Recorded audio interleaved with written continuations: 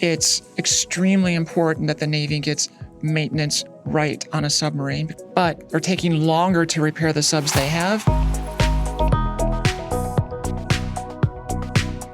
Welcome to the Watchdog Report, your source for fact-based, nonpartisan news and information from the U.S. Government Accountability Office.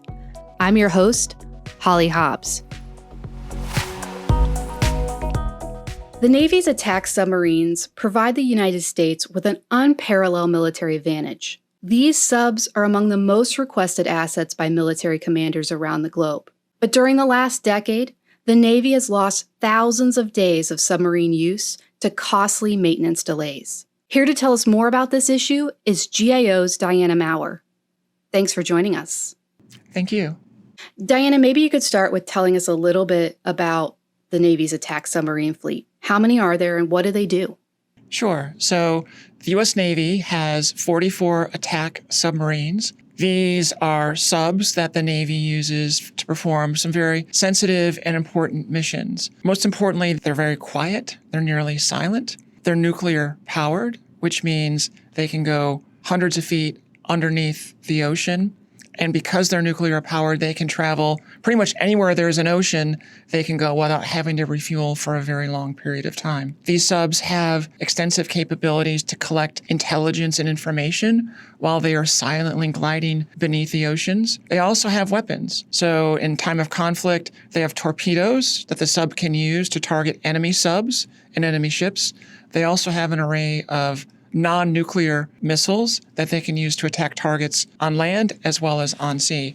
They provide the Navy a very critical capability to perform a variety of missions. That means the Navy uses them a lot.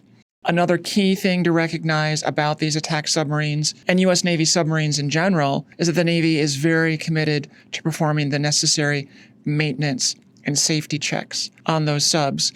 And for folks who want to learn more about the history of that, you can look into the history, the tragic history of the USS Thresher, which was a submarine that the U.S. lost over 60 years ago. But coming out of that catastrophe, the Navy is focused on maintenance. And in their mind, maintenance equals safety for the crew that operates these subs that are often hundreds of feet beneath the ocean.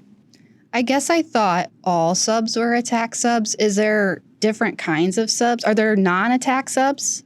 So the Navy has another class of submarines, ballistic missile submarines. They call them the boomers.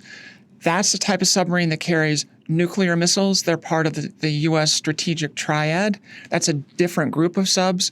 Our report did not look at the boomers. We looked at the 44 attack submarines, so the Virginia class and the Los Angeles class attack submarines. So these are important assets. What's been the challenge in maintaining them? There are a couple categories of challenges that the U.S. Navy faces in maintaining attack submarines. And the first category is just inherent to any submarine. It's extremely important that the Navy gets maintenance right on a submarine because, as we mentioned, the Navy equates maintenance with safety. So there's strict and stringent maintenance requirements. And if a submarine does not meet them, it does not receive what the Navy calls its dive certification, which means it's not allowed to go underneath the water, which means it has no operational capability. So very high standards that must be met all the time. So that's sort of one piece of it. The other piece of it is that a submarine is not like a car, right? You're doing maintenance on a car, you pop the hood. You do maintenance on an airplane, you can take off a side panel and kind of rummage around and fix things. Subs don't have those things. So doing maintenance on a sub is sort of like doing maintenance on your car's engine through the glove compartment. It requires a lot of planning, a lot of technical expertise. So when the Navy is bringing its subs into port to do the most substantial maintenance called depot maintenance, they plan out specifically what they're going to fix and what they're going to upgrade years in advance because it's a very complicated thing. The other aspect is that the Navy, in executing and carrying out this maintenance, has not had a good track record over the last decade. One of the challenges they face is that the Navy has a limited number of places where it can perform this kind of depot maintenance. The Navy does this in what they call dry docks. There's a limited number, which means it's very important for the Navy to accurately plan and execute the length of the maintenance. Because when Submarine A is in the dry dock getting this maintenance, Submarine B is waiting to come in to get their maintenance done. So if the first submarine is late, And the second submarine, they can't get in. And if they wait too long, they lose that dive certification and they can't perform any missions. So suddenly you have two subs unable to do what they want to do. One because of delayed maintenance, one because it's waiting to get into the dry dock. We found over the last 10 years, the Navy completed this maintenance on time only 11% of the time. Is it just getting harder to do? We found that in some respects, it has gotten more difficult, but in other respects, the Navy has done better. So the good news is the Navy is doing a better job of estimating how long it takes to complete the submarine maintenance. And that helps them with planning, helps them to have a more predictable sense of when submarines are going to be operationally available. So that's great. The challenge is they are taking longer to actually complete this maintenance. So we found, for example, in 2022, the Navy was completing this maintenance on average in about 20 months for each sub.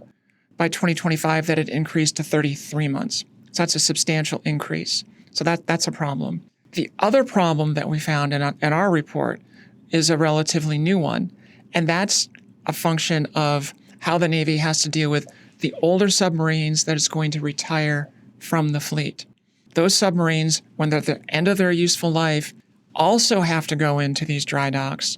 They also have to have their nuclear fuel taken off, the reactor decommissioned, they have to be taken apart. Because there's a limited number of these dry docks, those older submarines are now waiting to get into those dry docks for their own decommissioning. That creates idle time because those subs also have a crew aboard them. What is idle time, and what do we know about what's happening there? Our report talked about two different kinds of idle time. The first kind is when you're talking about active submarines, submarines that are waiting to go into the dry dock to get their scheduled maintenance. They're going to come out and perform missions. We found that this active idle time has actually been decreasing. So in 2022, it was about 1,500 or so days for the Navy, and that had decreased to less than 200 days by 2025. And that's because the Navy is doing better planning. But we found that this problem with inactive idle time has suddenly become a major issue for the Navy. As recently as 2023, the Navy had almost 0 days of this inactive idle time. So older subs waiting to go into dry docks to be decommissioned. But by 2025, that had increased to over 1,200 days. So that's a pretty big step up. And when you total all this together, looking into the future, inactive idle time for the next 5 years, we project would be over 14,000 days. That's over $3.1 billion for the cost of the crew, for the sailors aboard these old submarines that can no longer be used, that are just waiting to be decommissioned. Is the Navy doing anything to address active idle time? So the Navy has definitely taken steps to address active idle time, predominantly in improving their ability to plan how long it takes to actually complete submarine maintenance. So they've gotten better at doing that, which is why we've seen active idle time decrease in recent years. The other side of it is inactive idle time, and you mentioned that it's millions of dollars for these things to be inactive, and the sailors are still working. Correct. Why does the Navy need to crew inactive subs? For the same reason they keep crews on the active subs, is because still a submarine, still has a nuclear reactor with nuclear fuel, other sensitive material on it. So they keep a crew aboard. Even the subs they're planning to decommission. That inactive idle time, as I mentioned, is going to cost the Navy billions of dollars.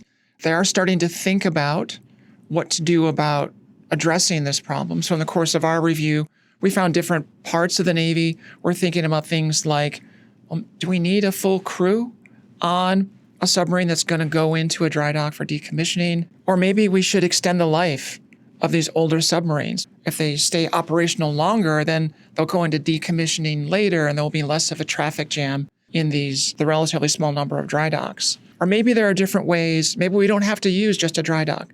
Maybe we can do some of this in terms of what's pier side. So the Navy is thinking about these things, but what we found was they had not done a specific analysis of the trade-offs, the costs, the timeframes, the implications for safety for taking these measures. So we recommended that the Navy do a detailed analysis of all these different options and then take action. Last question. What's the bottom line of our report? Attack submarines are crucial for the U.S. Navy's ability to meet national security needs. The Navy has done a better job of predicting how long it takes to fix these subs, but they're taking longer to repair the subs they have, and they're facing a real problem in terms of getting the older subs out of service and decommissioned. Addressing our recommendations to the Navy will save them potentially billions of dollars. Thank you, Diana. Thank you. And thank you for listening to the Watchdog Report. To hear more podcasts, subscribe to us on Apple Podcasts, Spotify, or wherever you listen. And make sure to leave a rating and review to let others know about the work we're doing. For more from the Congressional Watchdog, the U.S. Government Accountability Office, visit us at gao.gov.